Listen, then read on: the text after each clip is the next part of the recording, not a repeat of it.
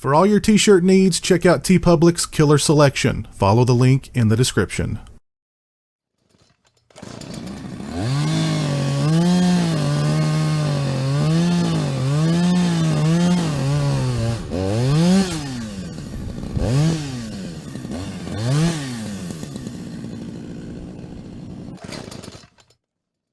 Hey, what's up, people? Piz out here, and if you're familiar with my channel, you know I love conventions. I love going to conventions. I love talking about conventions.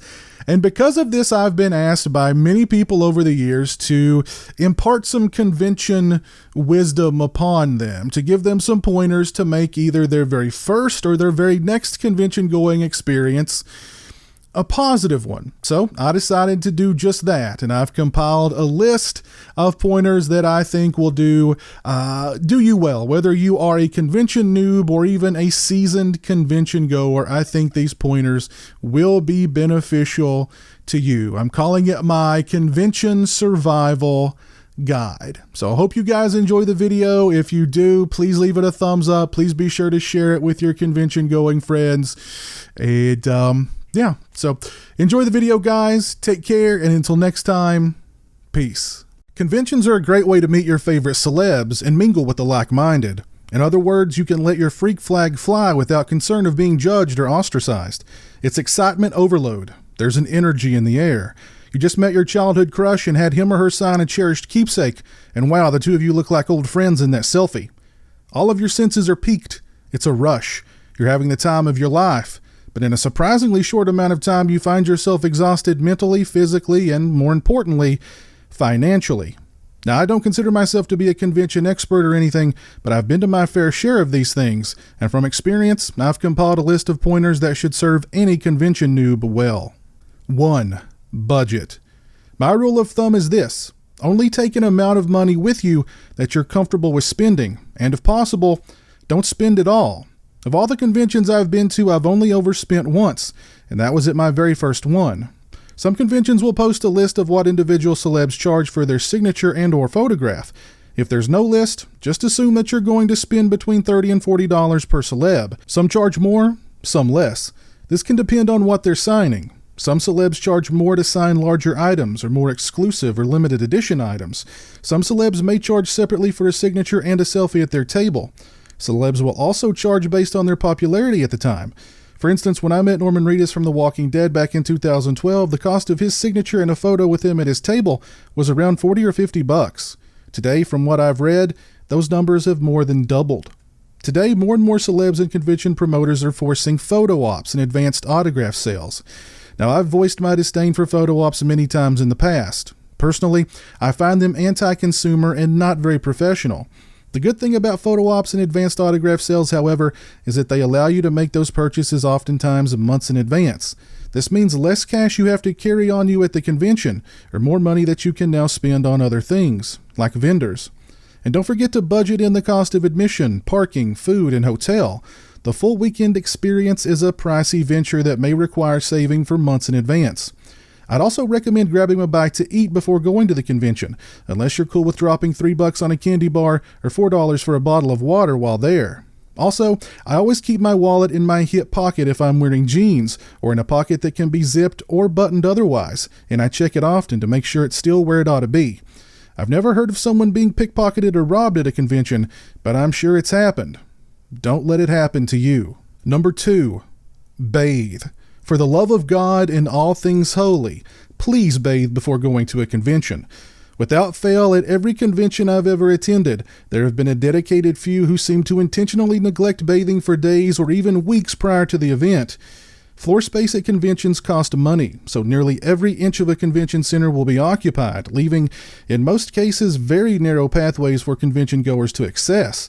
This means close quarters. Combine that with the fact that a lot of these venues that host these things can be a bit stingy with the AC, and you have the perfect recipe for overwhelming and inescapable body odor. Soap is cheap. Have some couth and some consideration for your fellow convention goers. Wash the stank off before going to your next con. You don't want to be that guy. And if you find yourself in close proximity to that guy, my only and best advice is to go to your happy place and pray that the lines move swiftly. Number 3, Be courteous. I expect a certain level of professionalism from celebs at conventions. We, the fans, are paying a premium for a very minuscule amount of their time. Now, I understand celebs are people too. Maybe they're jet-lagged or hungover, or they just found out their significant other is cheating, or their business manager is robbing them blind. Hey, we all have problems. I look at it like this. If they were on a movie set, regardless of their personal issues at home, between action and cut, they're expected to be professional. When I walk up to your table with cash in hand, that's action. I don't expect this encounter to be anything more than what it is, a business transaction, but a little courtesy goes a long way. Most convention guests are actors, so act like you're enjoying my company, and understand that the few moments I get to spend with you are special to me. A bad encounter with a celeb can be just as, if not more memorable than a good one, and sooner or later you will have a bad encounter with a celebrity at a convention. But just as I expect a certain level of professionalism from a celeb, we, the fans, should exhibit same. I tell newbies preparing for their first shows to not expect too much. This meeting with your favorite celeb will not be the beginning of a friendship. You won't be sharing drinks with them later on at the hotel bar. You won't be exchanging numbers or email addresses.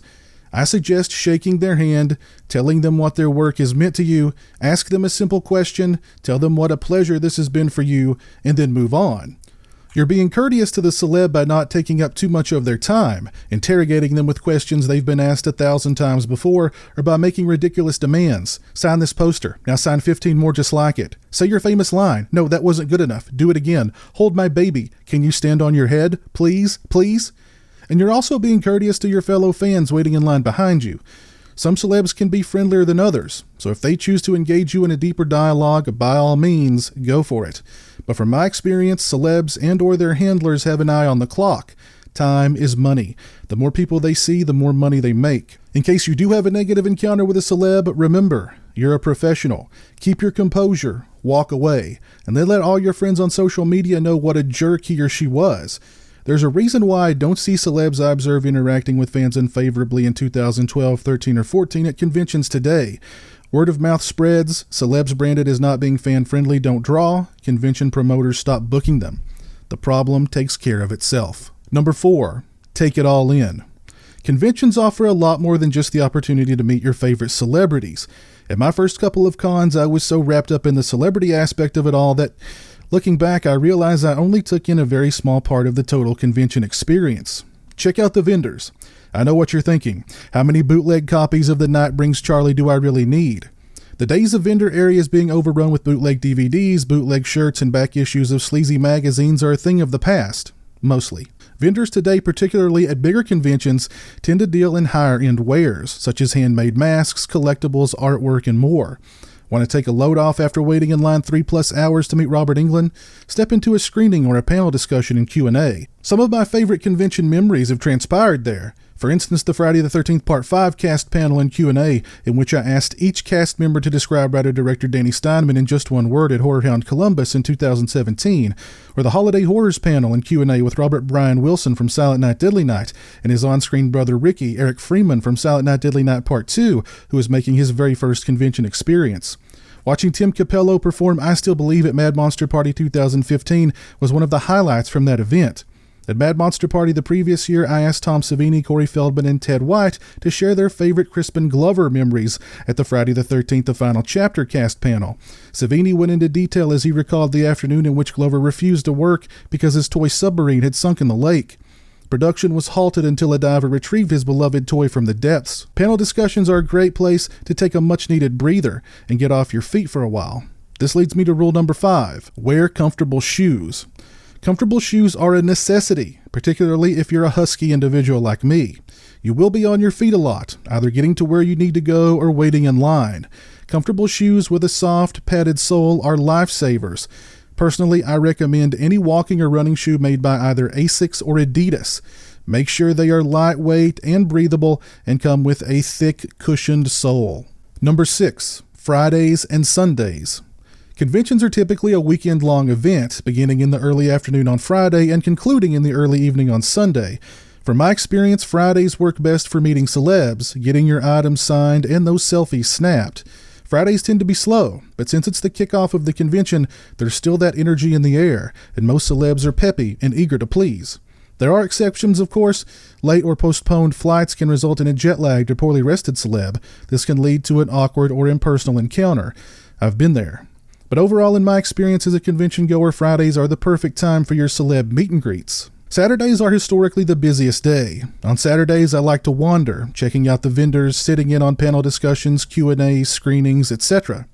Saturday is a good day to simply observe, to take it all in. But if Saturday is the only day you can attend the convention, try to be there when the doors open, or even spring for the early bird special, in which you're allowed inside an hour or so early. Sundays are an opportune time to visit the vendors. Sundays are the calm after the storm. Everybody is tired, probably hungover, and no vendor wants to have to take back home all the stuff they brought with them. Some vendors will advertise their Sunday discounts, but don't be afraid to barter. Again, they're here to make money. And making some money is better than making no money. Obviously, don't be a jerk about it and make a dollar offer on a $100 item, but never be afraid to play let's make a deal on Sunday. So there you have it, some pointers that I think will serve you well at your next or very first convention. Please share with me some of your favorite convention going experiences in the comments section below. Also, let me know what rules you live by when attending conventions down in the comments section. If you found this video helpful, please leave it a thumbs up and share it with your fellow convention goers. If you're not following me on social media, those links are in the description. As always, thanks so much for watching, take care, and until next time, peace. Oh, and one other thing. I also received the greatest compliment that I've ever received in my life at a convention, courtesy of the late, great Gunnar Hansen.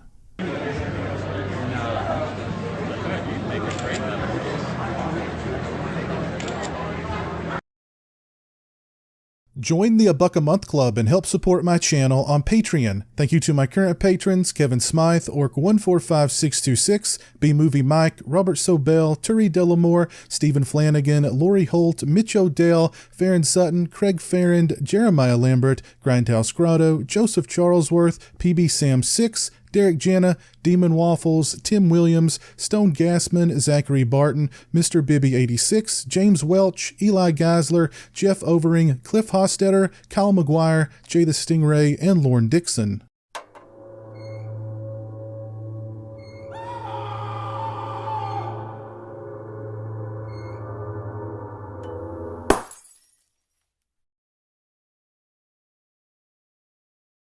Say hello to the internet, Jeremy. Hello to the internet.